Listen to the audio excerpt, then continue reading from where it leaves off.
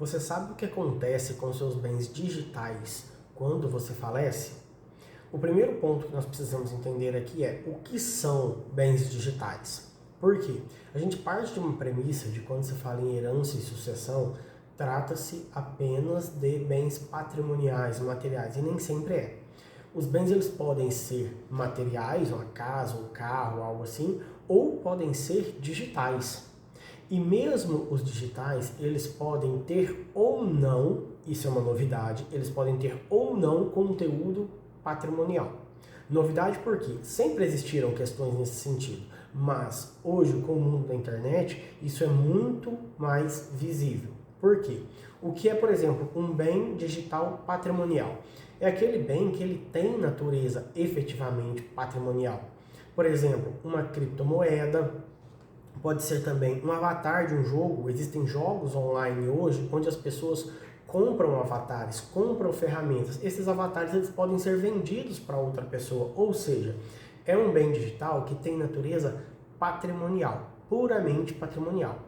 O bem digital ele pode ainda ser existencial, puramente existencial. É aquele bem digital que ele não tem natureza comercial, mas existencial, essencial da pessoa. Por exemplo, uma conta de Instagram de uma pessoa que não é uma influencer digital, por exemplo, porque a depender da utilização, esta conta de Instagram poderá ter natureza diferente.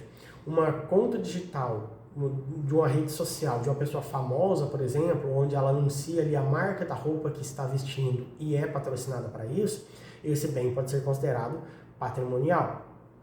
Agora, uma conta digital de uma pessoa que posta ali sua viagem, sua foto da família, seus hobbies, isso é um bem de natureza não patrimonial, puramente essencial. Ou a conta ainda pode ter, por exemplo, vieses. Ela pode ser ao mesmo tempo patrimonial e não patrimonial, porque a pessoa pode postar ali coisas pessoais e ao mesmo tempo postar ali propagandas, fazer postagens remuneradas, fazer marketing naquele lugar. Seriam os bens digitais mistos. Agora nós temos uma questão. Não existe ainda uma legislação específica e sólida nesse sentido, de dizer qual é o tratamento para esses bens.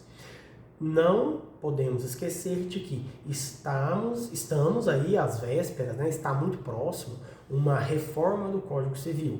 Há comissões formadas e vai haver alteração no Código Civil. Só que até esse momento, nós estamos tratando do que nós temos agora, não há legislação específica para isso.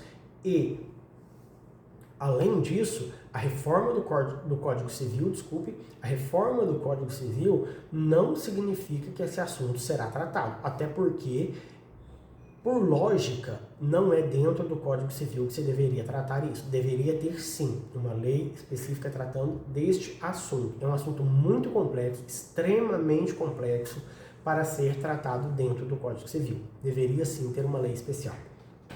Então, o que acontece?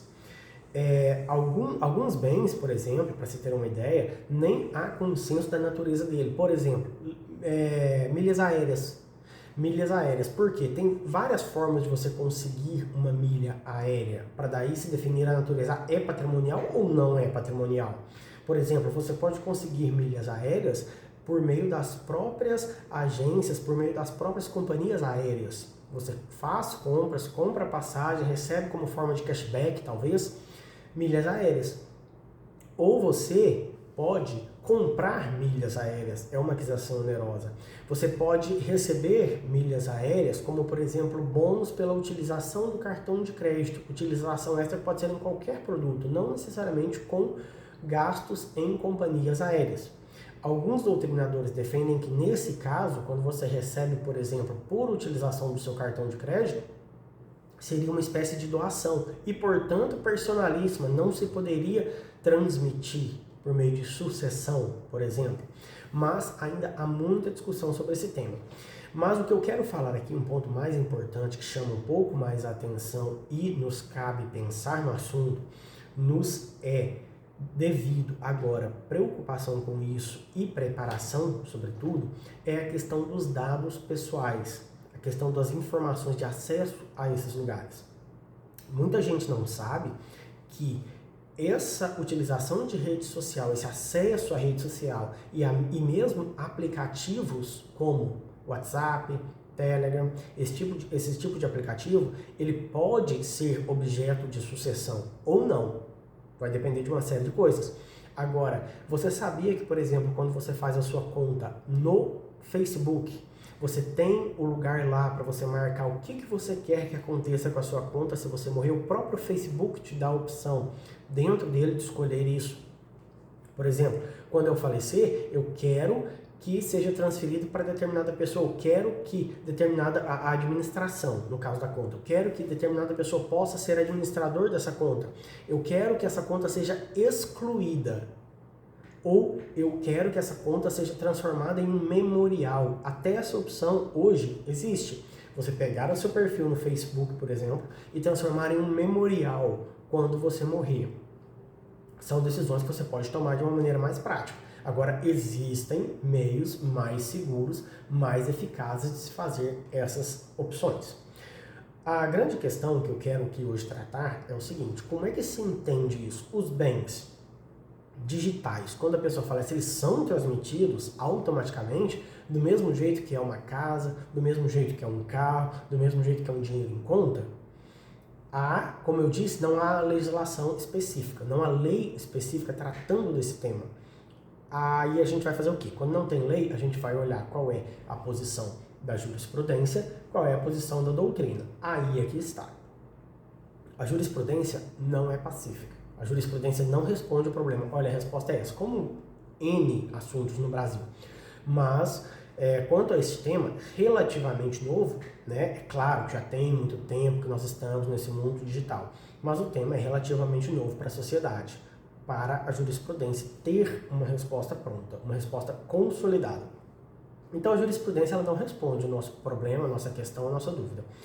O que acontece? Esses bens são todos transmitidos, assim como os outros bens? Aí a gente vai para onde? Para a doutrina. O que é a doutrina para aqueles que não têm tanto contato?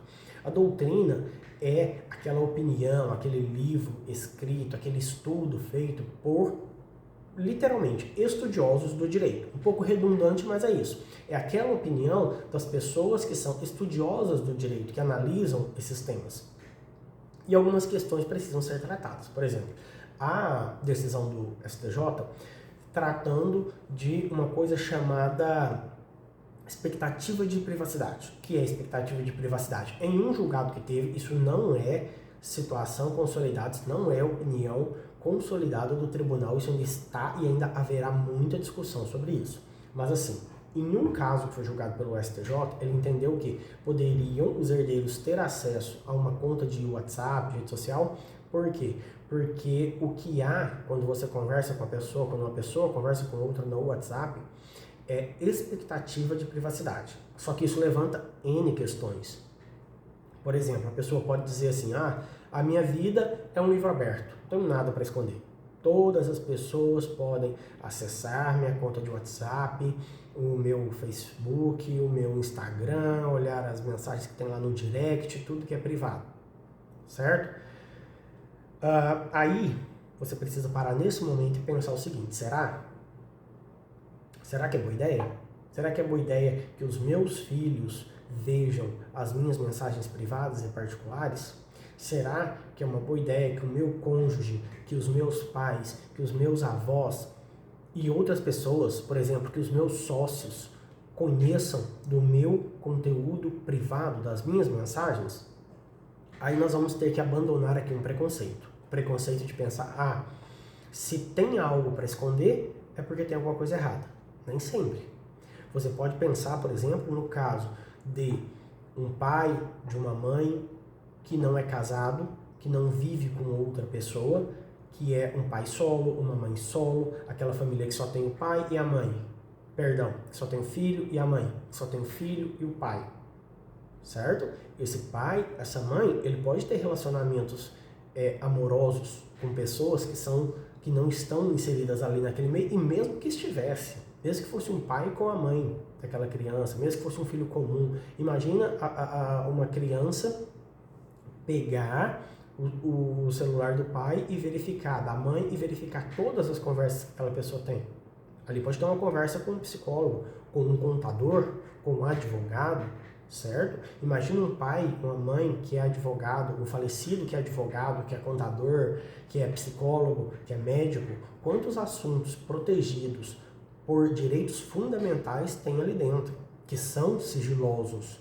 Eu, enquanto advogado, tenho dever de guardar sigilo. Imagina se eu faleço amanhã, se eu morro amanhã e algum herdeiro tenha direito de acessar esse celular, de acessar mensagens de um profissional que tem ali sigilo profissional com o cliente e tem mensagens ali de toda a ordem, que tem um sigilo fiscal, certo? Que tem até uma questão de saúde, talvez uma foto da pessoa, imagine um médico, pode ter fotos ali do corpo da pessoa, de um tratamento, de um diagnóstico, de coisas que a pessoa não quer que seja revelada. Então, não afeta somente o direito daquela pessoa cujo aplicativo, cuja rede social está sendo acessada por herdeiros. Então, é de se pensar.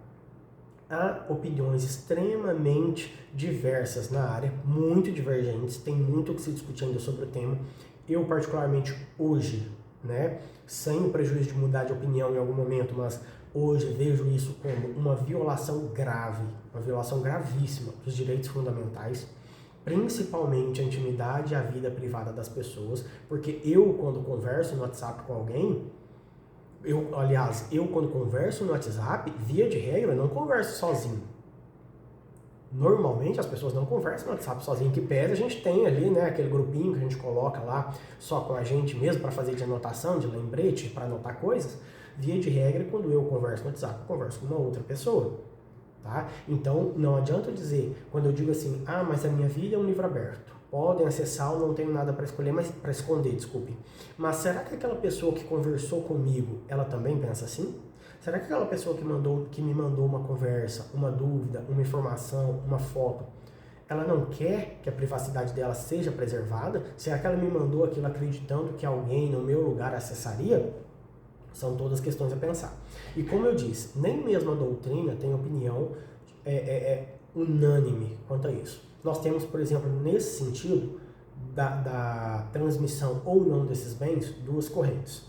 Por isso eu expliquei lá no começo o que são bens de natureza, bens digitais, de natureza patrimonial, de natureza essencial ou não patrimonial e a mista. Por quê? A primeira corrente defende o seguinte, que quando a pessoa falece, todos os bens digitais dela se transmitem aos seus sucessores.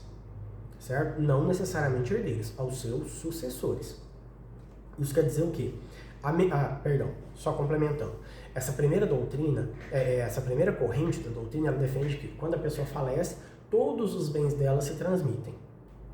Digitais, automaticamente, salvo se houver inventário em sentido contrário.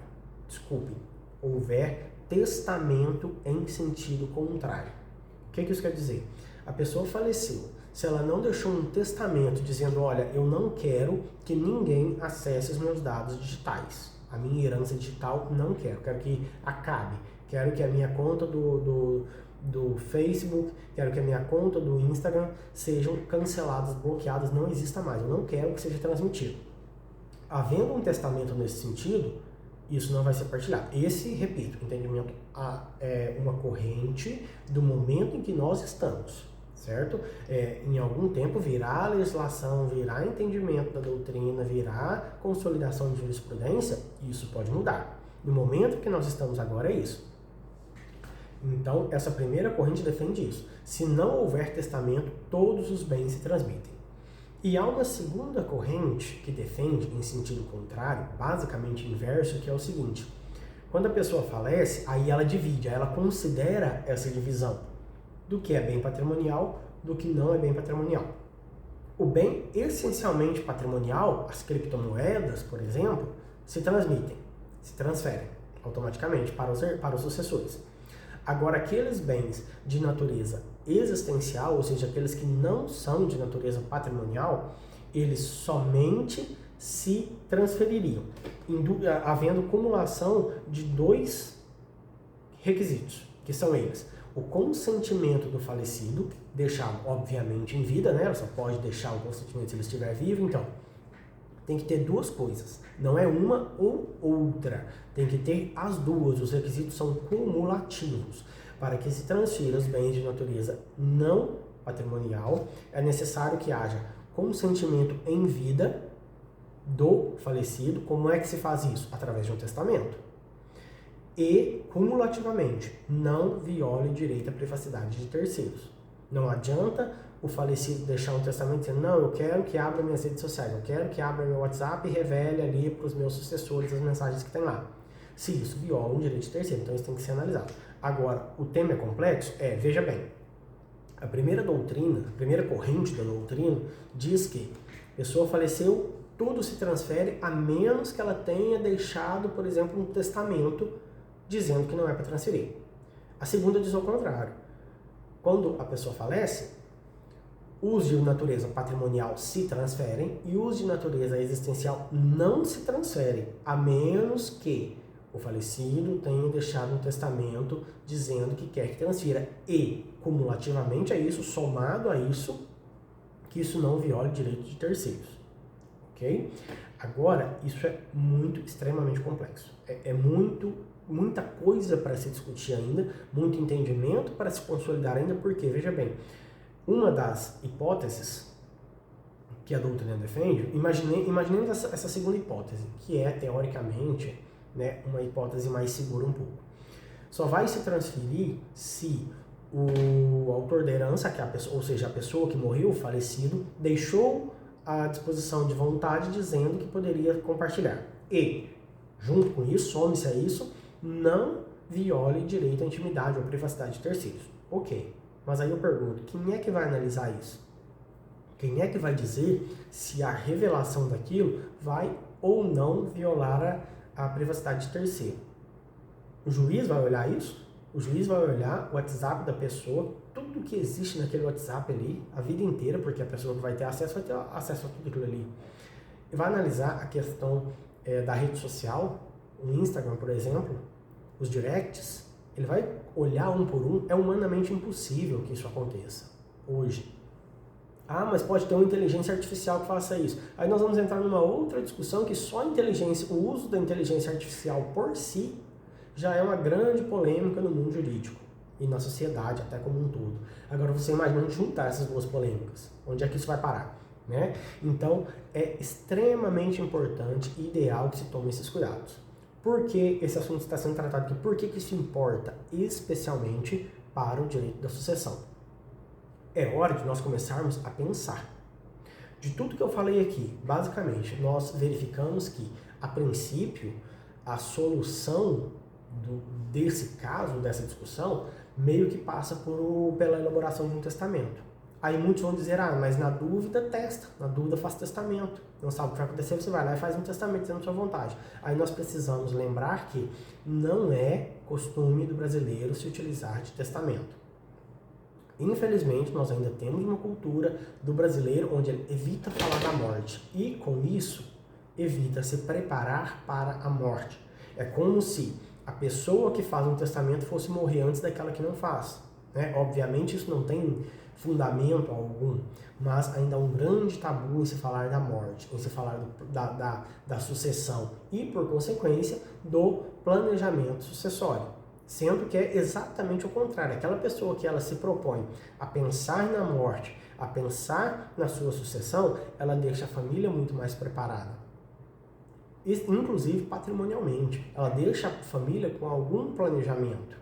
Então, é necessário pensarmos nisso, porque muitos vão dizer, mas na dúvida faz o testamento para dizer se vai ou se não vai. Esse é só um dos temas. Isso é só uma das coisas que precisam ser pensadas dentro de um testamento. Essa é só uma das coisas que precisam ser tratadas num planejamento sucessório, numa sucessão efetiva. Por quê? Tem muitos outros pontos. Tá? Tem muita gente fazendo planejamento sucessório, mas eu vou fazer assim porque assim eu vou deixar de pagar imposto. Mas o imposto é só uma das coisas que precisam ser pensadas dentro do planejamento. Planejamento sucessório não é uma coisa fácil de fazer, é muito importante, ajuda a estruturar e manter muita harmonia dentro da família, principalmente em um momento de dor, em um momento que se perdeu um ente querido, em um momento que se precisa tratar desse assunto. Então, esse é só, obviamente, sem intenção nenhuma aqui de resolver o problema, sem intenção nenhuma aqui de esgotar o assunto. O assunto é extremamente complexo. Tanto é que, como eu disse aqui, nós temos opiniões variadas, tanto da jurisprudência, dos tribunais, quanto da doutrina. E tem aqui doutrinadores de peso, pessoas de referência no direito nacional, que divergem. Uns se filiam a uma corrente, outros a outra, e esse assunto tem muito que ser discutido ainda. Então essa é só uma explanação inicial, só para que vocês saibam que existe o assunto, só para divulgar um pouco essa conversa ela precisa acontecer e lembrar que o planejamento sucessório é muito importante. Então agradeço a atenção de vocês. Compartilhem o vídeo, divulguem o assunto, conversem sobre o assunto, enviem suas opiniões e vamos assim construindo um conhecimento e uma cultura para que de repente nossos filhos ou até nós mesmos possamos colher no futuro os resultados de um planejamento sucessório bem feito, de uma mudança de cultura que abandona esse preconceito, que abandona essa resistência a falar de planejamento sucessório e comecemos a pensar que a morte vai acontecer. Se nós nos planejarmos para ela ou não nos planejarmos, ela vai acontecer de todo jeito. A única diferença é, ela pode encontrar cada um de nós preparados, planejados ou totalmente alienados do que está acontecendo. Mas não é a falta de planejamento que vai impedir que a morte aconteça, certo? Então, um abraço a todos e muito obrigado.